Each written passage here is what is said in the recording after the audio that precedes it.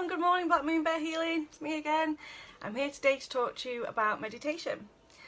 Meditation is a really important subject when it comes to spiritual development, growth, healing, and it's really good for anybody really. It's an all-round kind of tool to have. But a lot of people struggle with it. Me personally, I struggled with it for a long time. When I first started looking into spiritual development, I used to get really disheartened that every book that I would read would be like, do meditation, meditate regularly, meditate every day. I'd be like, I don't know about any of you out there watching, but I used to hate the idea of sitting still for 20 minutes. The idea of sitting still and doing nothing for 20 minutes every day filled me with anxiety. I didn't want to do it. Not just that, but everything seemed to say that you had to sit with your back up straight, and I'd sit there for 2 minutes and be like, my back is killing me. I'd hear the kids kicking off, the dog barking at the door, the postman walking down the street, and I'd be like, I can't switch off, I can't relax, my back's hurting, it's not for me. So I would look at other ways to develop spiritually, and there wasn't, and there was no other way. You had to learn to quiet the mind and to switch off. That's kind of the whole point. So I started doing a little bit more research into meditation itself, not just reading sources that said to meditate. I started reading more about what meditation is and what it was. It turns out there is a lot of ways to meditate. You don't have to sit there straight back. It is helpful to get the energy flowing nicely and all of that, but if it hurts and all you sat there and all you're doing is sitting there and thinking, geez, I'm in a lot of pain, my back really hurts, then it's not effective. You can meditate lying down, you can meditate in virtually any position you want. Ideally your back should be straight and you should be comfortable. That's pretty much it. Straight back, comfortable. And there's a whole range of different meditations you can do. You can do walking meditations. As long as you're kind of, if any of you looked into mindfulness, is the idea of just whatever you're doing, just do that. So don't be thinking, like while you're washing the pots for example, don't be thinking about what you're having for tea, what you need to do from the shopping, what other chores you need to get done that day, what's happening at work, what's happening with friends, what's happening with your relationships. Just wash the pots, just be. And that's kind of like that's the end goal, is to kind of just shut that mind off for a little bit. And there's lots of positives that can come from that. Obviously it promotes relaxation, it promotes your ability to center yourself, to ground yourself, it helps you have better control of your emotions. It's known to increase your immune system, give that a bit of a boost. And obviously it reduces stress. If you reduce the level of stress in your body, that then has a knock-on effect on like any symptoms of pain or anxiety or depression. It can also help you sleep. It can improve your memory because you're able to quiet the mind and stop all the noise. And it can make you kind of what I think what I term less reactive and more reflective. So a lot of the time we go about our day getting really stressed out or annoyed at little things that are really out of our control. So I don't know about you, but have you ever tried to change the behaviour of another person or to correct the behaviour of another person? How's that worked out for you? It's not really possible, is it?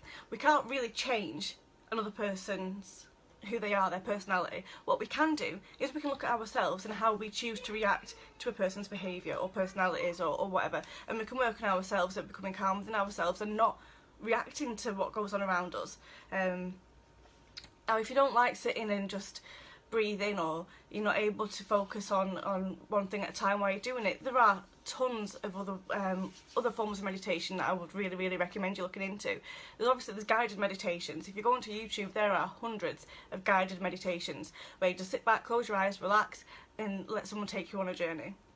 There's also walking as a form of meditation, which we kind of discussed, listening to music or singing bowls or something like that and getting in tune with whatever note is being played.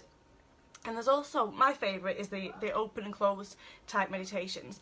So open meditation is when kind of like you focus on what's around you, because I think a lot of especially I have a really busy household, there's always something going on, and switching off or trying to find quiet time for 10-20 minutes just isn't really possible a lot of the time.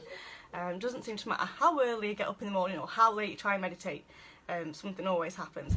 So what's a really good exercise to do is to practice open meditation in these circumstances, where you close your eyes and you actually focus on every little noise that you can hear around you.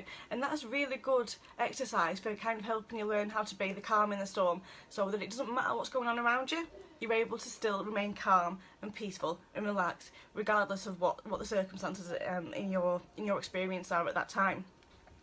Obviously that skill carries on to other areas of your life where you might experience conflict or drama, and you're able to step back, distance yourself, remain calm and centered in yourself, remain focused and clear, and deal with whatever lies ahead, lies in front of you.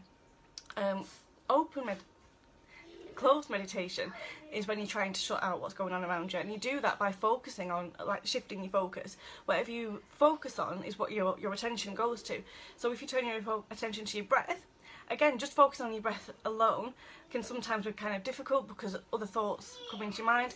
If that happens, just let them go. Don't focus your attention on them, just let them go. But this I find really helpful to do while counting. So I have written about this before, I don't know if some of you have seen it, but what I do is I close my eyes, breathe in, and in my head count to 1, breathe out, 2, in, 3, out, 4, and I do that for as long as I can. And then if I get distracted or a thought comes in and I lose my count, go back to number 1 and start again. And what you'll do with that is, like, it's a really, really visual way to see progression. Because it might be that when you first start you can only get to 10 or 5 even, and then you're like, oh, I've lost concentration again, and you go back, and it's fine, it doesn't matter, there's no right or wrong way, you just do it in your own time, at your own pace, but you will see progression from doing it.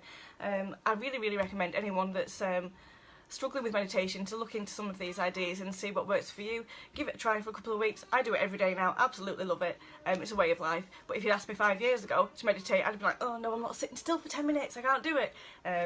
But no, it's absolutely, definitely, completely worth doing. So if you do meditate often and you have really good experiences, feel free to share them.